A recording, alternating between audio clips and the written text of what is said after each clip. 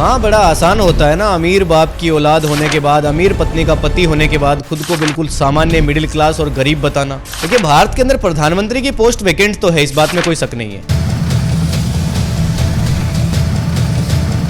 केजरीवाल तो वैसे ही बोना आदमी है, जानबूझ करके किया ये सारा काम। राष्ट्रीय कवि कुमार विश्वास ने पहले ही बता दिया था। कौन कह रहा है कि राघव चड्ढा जवाब नहीं दे रहे? उन्होंने कहा है कि मैं घायल हूँ, इसीलिए घातक। देखिए, राघव चड्ढा के बारे में अनंत सवाल इस समय खड़े हो रहे हैं और आपके हर सवाल का जवाब देना हमारा काम है। इस वीडियो में बस अंत तक बने रहिएगा। स्टार्ट कीजिए इसने। सर, पहला सवाल, क्या राघव चड्ढा गरीब या मिडिल क्लास फैमिली से बिलोंग करते हैं? देखिए, जब आप गरीब और मिडिल क्लास की बात कर रहे हैं तो उन्होंने खुद अपनी संपत्ति बताई कि 50 लाख रुपए उनकी संपत्ति है, लेकिन ये बताने से नहीं हो जाता है जी। उनकी पत्नी परिणीति चोपड़ा है जो कि सफल एक्ट्रेस है। 60 से 70 करोड़ सालाना उनकी नेटवर्थ है जी। और उनके पिता सुनील चड्ढा चार्टेड अकाउंटेंट हैं, बिजनेसमैन हैं, अच्छी खासी इनकम है। यानी कि आप उनको मिडिल क्लास की कैटेगरी में या फिर आप उनको एक तरह से गरीब आदमी की कैटेगरी में नहीं बोल सकते हैं। और ये सब चीजें ऑडियंस भी जानना चाहती है कि क्या ये मिडिल क्लास का लड़का है। ऐसा नहीं है जी। और हर अमीर बाप की औलाद नाकारा निकले ये भी जरूरी नहीं है। क्या राघव चड्ढा पीएम मटेरियल है? देखिए, मैं ये तो नहीं कह सकता कि राघव चड्ढा कोई पीएम मटेरियल है, लेकिन एक पीएम बनने के लिए जो चीजें होनी चाहिए जी। लंबा राजनीतिक अनुभव होना चाहिए, राष्ट्रीय स्तर पर लोकप्रियता होनी चाहिए, पार्टी के अंदर मजबूत पोजीशन हो, प्रशासनिक निर्णय लेने के अंदर आदमी सक्षम होना चाहिए, जी। चुनाव जीतने में सक्षम हो, राष्ट्रीय अंतर्राष्ट्रीय मुद्दों की समझ हो। इतनी सारी चीजें काफी होती हैं प्रधानमंत्री बनने के लिए जी। अब इनमें से राघव चड्ढा पॉपुलर तो हैं, लेकिन जब पार्टी की बात आती है तो आप देख सकते हैं इन दिनों क्या हालात हैं। तो वहां कहीं एक मजबूत पकड़ नहीं नजर आती है। हालांकि भविष्य का कुछ कह नहीं सकते, लेकिन अभी आने वाले 5-10 साल के अंदर पीएम मटेरियल नहीं है, ये मानेंगे जी। अरविंद केजरीवाल की क्या मजबूरियां हैं जो राघव चड्ढा को पार्टी से बाहर निकाल दिया? देखिए, ये तो अभी तक ऐसा हुआ ही नहीं है कि राघव चड्ढा को पार्टी से बाहर निकाल दिया गया हो। लोग क्या है कि अपनी खुद की धारणाएं बना लेते हैं चीज़ों को लेकर के और अंदाजे लगाते हैं। अभी तक ऑफिशियली दोनों ही साइड से, ना राघव चड्ढा ने ऐसा कहा ना केजरीवाल की तरफ से ऐसा कुछ आया कि हमने भाई पार्टी से बर्खास्त कर दिया है। ऐसा तो नहीं है जी। तो फिर कौन सा पद छीना गया उनसे? देखिए, आम आदमी पार्टी में उनके पास डिप्टी लीडर का पद था, यानी कि जो विपक्ष के जो सवाल है उनका जवाब देना, बोलने के लिए जो कौन से विषय पे बोला जाएगा वो सारी चीजें चूज करना जी। और एक तरह से विपक्ष की जो जितनी स्ट्रेटेजीज है उनके साथ तालमेल बिठाना। जी। लेकिन वो पद अब अशोक मित्तल को सौंप दिया गया है। जी। ऐसा क्यों किया होगा केजरीवाल ने? देखिए, जो वजह बताई गई है वो तो ये है कि भाई पार्टी की लाइन से हट करके बोल रहे थे, ऐसे मुद्दे उठा रहे थे जिनकी पार्टी को जरूरत ही नहीं है। जब किसान खुले बाजार में अपनी फसल बेचने जाता है मैम, तो वहाँ पर एक मिनिमम रिजर्व प्राइस होना चाहिए, यानी कि उस प्राइस के नीचे किसान को उस रेखा के नीचे का दाम नहीं मिलेगा। पार्टी को जब जब जरूरत पड़ी तो वो मुद्दे नहीं उठाए गए। केजरीवाल के बहुत बड़े इवेंट्स हुए, उनके अंदर भी वो नज़र नहीं आए जब केजरीवाल जेल से छूट करके आए हों या और तमाम चीज़ें। लेकिन लोगों के अंदर सीधा सीधा परसेप्शन ये है कि केजरीवाल की पार्टी में जब भी कोई केजरीवाल से बड़ा फेस बनने का प्रयास करता है, जो रिसेंट में जो उन्होंने मुद्दे उठाए थे राघव चड्ढा ने, उनको लेकर के पॉपुलैरिटी बहुत बढ़ी। तो इस तरह की चीज़ें जब होती हैं तो जो केजरीवाल है वो एक तरह से बर्दाश्त नहीं कर पाते हैं। कुमार विश्वास भी पहले ये चीज़ कह चुके हैं। जी। कुमार विश्वास ने तो ये भी कहा था कि अगला नंबर राघव चड्ढा का है। हाँ, बिल्कुल, कुमार विश्वास ने इस बारे में बात करी थी और कहा था कि भाई ये जो लड़का है अभी उभर रहा है तो उसके साथ बहुत बुरा होने वाला है, उन्होंने कहा था। और आज हम ये देख सकते हैं कि भाई सारी चीज़ें वैसी ही हो रही हैं। अब अगला शिकार कौन है? अगला शिकार वो बालक है जो खुद नहीं पैदा करा, इसकी कुछ औकात भी नहीं है, पर वो थोड़ा लोकप्रिय हो गया है, हीरोइन से ब्याह कर लिया है, रील दिखने लगी। मैंने जब हुआ था मैंने तभी कह दिया मैंने ये गया इसको नहीं छोड़। वो कुमार विश्वास पार्टी में अंदर तक जुड़े हुए थे, उनके साथ पूरी तरह से लोगों ने धोखा किया। केजरीवाल के दोस्त पुराने समय के बताए जाते हैं, तो उनके काम करने के तरीके क्या हैं वो सारे तो ये समझते हैं ना। क्या राघव चड्ढा ने इन सब चीजों को लेकर कोई सफाई नहीं दी है? नहीं, राघव चड्ढा ने समय समय पर, या मैं ये कहूँ कि हर 1-2 दिन के अंदर उन्होंने अपना पक्ष रखा है। पहले उन्होंने बताया कि भाई इस तरह से मुझे बोलने से रोका गया है, चिट्ठी लिखी गई है आम आदमी पार्टी की तरफ से कि भाई मुझे बोलने का मौका या समय पार्टी की तरफ से न दिया जाए। जी हाँ, आम आदमी पार्टी ने पार्लियामेंट को ये सूचित किया है कि राघव चड्ढा को पार्लियामेंट में बोलने का मौका ना दिया जाए। अब भला कोई मेरे बोलने पर रोक क्यों लगाना चाहेगा? क्योंकि अब वहाँ वो डिप्टी लीडर के पद पे नहीं रह गए हैं। जी।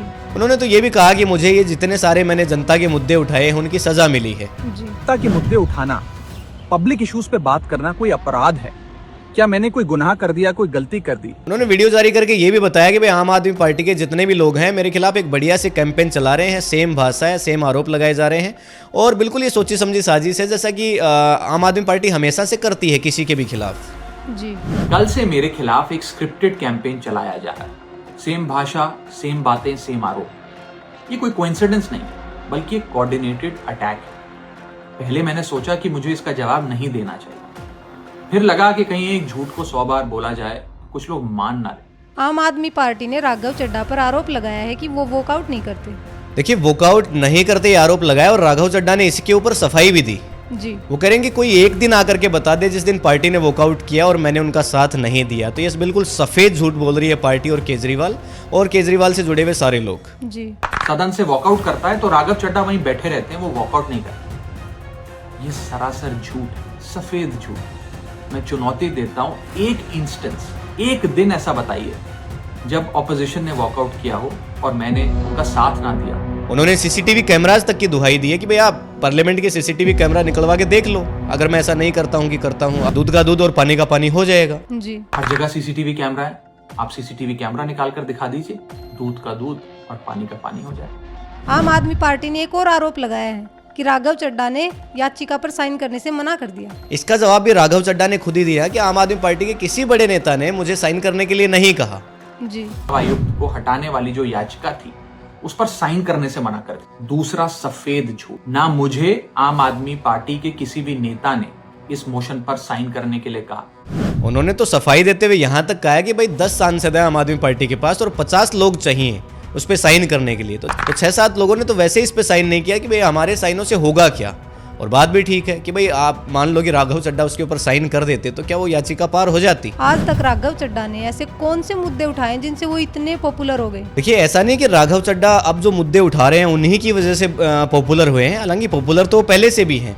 जी, वो पॉपुलर तो इस बात से भी हैं कि सबसे युवा सांसद हैं और पार्लियामेंट तक पहुंचे। जी, लेकिन हाँ, इस समय जो ये मुद्दे उठाए वो आम आदमी के मुद्दे थे और आम आदमी सीधा इनसे कनेक्ट कर पाया। यानी कि जब किसान खुले बाजार में अपनी फसल बेचने जाता है मैम, तो वहां पर एक मिनिमम रिजर्व प्राइस होना चाहिए। और दूसरा, परिणीति चोपड़ा का उनके जीवन में आना, यानी कि वो एक एक्ट्रेस हैं और एक एक्ट्रेस के पास ये पूरा नॉलेज होता है कि किस चीज़ को कैसे पेश किया जाए, और एक पॉलिटिशियन बखूबी ये समझता है कि जनता उस चीज़ को कैसे फील करेगी। यानी ये दोनों का कॉम्बो है। बेसिकली परिणीति चोपड़ा ने सिखाया कि कैमरा के सामने डील कैसे करना है, किस बात पर सबसे ज़्यादा जोर देना है, कहाँ पे आपको दबाव कम देना है और किस बात को बिल्कुल गंभीरता से लेना है, और वो सही तरीके से कैसे लोगों के एकदम दिल और दिमाग में बस जाएगा, वो राघव चड्ढा एक पॉलिटिशियन है, वो बखूबी समझते हैं। और Raghav is a master debater, किसी भी डिबेट में आप राघव से नहीं जीत सकते। मेरे विचार से बात ये नहीं कि मुद्दे क्या थे, मुद्दे तो उन्होंने बिल्कुल सिलेक्टिवली चूज किए हैं, जैसे गिग वर्कर्स का मुद्दा उठाना या कि जो चाय है, समोसे, इन सब के जो रेट्स हैं एयरपोर्ट के ऊपर महंगे होना, वो सिलेक्टिव मुद्दे उन्होंने उठाए हैं जो पता है कि जनता को बिल्कुल सीधा हिट करेंगे। ये मुद्दे उनको पहले से पता है। के सामने एक मांग लेकर आए कि ये दोनों मुल्कों की सरकारें मिलकर कॉरिडोर बनाएं जिससे भारत से श्रद्धालु संगत श्री ननकाना साहब दी एग्रीकल्चरल प्राइसिंग फॉर्मूला, यानी कि जब किसान खुले बाजार में अपनी फसल बेचने जाता है मैम, तो वहां पर एक मिनिमम रिजर्व प्राइस की एक ट्रेन है जो भटिंडा से बीकानेर चलती है। इस ट्रेन में ट्रेडर्स, व्यापारी, Punjab can be the backbone of India's food. बाकी इस बात में भी कोई शक नहीं है कि उनको पॉपुलैरिटी और ज्यादा मिली है और पॉपुलैरिटी बढ़ी है। जी, क्या राघव चड्ढा बीजेपी ज्वाइन करेंगे?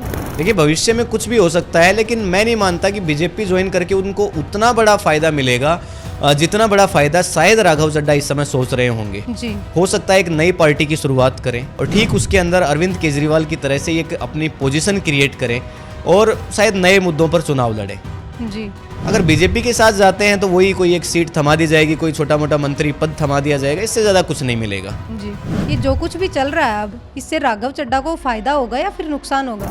देखिए, राघव चड्ढा हो या कोई भी हो, जब इस तरह की चीज़ें होती हैं, यानी कि एक तरह से पॉजिटिव कंट्रोवर्सी जब होती है, कंट्रोवर्सी कई तरह की है, यहाँ एक पॉजिटिव कंट्रोवर्सी है, जनता राघव चड्ढा के पाले में खड़ी है क्योंकि मुद्दे जनता के उठाए राघव चड्ढा ने। जी, तो पॉलिटिशियन को और क्या चाहिए, पॉलिटिशियन को जनता चाहिए, तो डेफिनेटली यहाँ राघव चड्ढा का फायदा। और ना ही कोई आम आदमी पार्टी कोई ऐसी बहुत ही वैश्विक पार्टी है कि भाई वहाँ से कोई पद चला जाएगा तो राघव चड्ढा का कोई बहुत बड़ा नुकसान हो जाएगा। बहुत सारे लोग, कुमार विश्वास जैसे लोग ठोकर मार के आ चुके हैं इस पार्टी को, क्योंकि आप इतने ज्यादा डरे हुए हैं कि आपको आधा बर्दाश्त ही नहीं है। मैं होप करती हूँ कि ऑडियंस को राघव चड्ढा के बारे में सारे सवालों के जवाब मिल चुके होंगे।